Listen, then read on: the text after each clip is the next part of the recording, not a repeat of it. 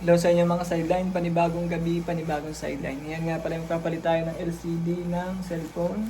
Ang brand niya ay Huawei, kay Mare Filori, kaklase natin ng college. Yan, papalitan natin ng LCD at saka yung frame niya. Kasi yung frame niya ito ay bengkong na, nakabend na, hindi pwedeng kabitan ng LCD.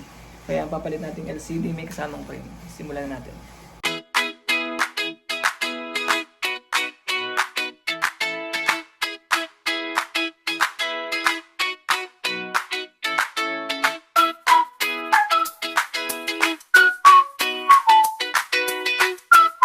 At yan, okay, ito na po yung ating pinalitan ng LCD na cellphone. Ang brand niya po ay Huawei.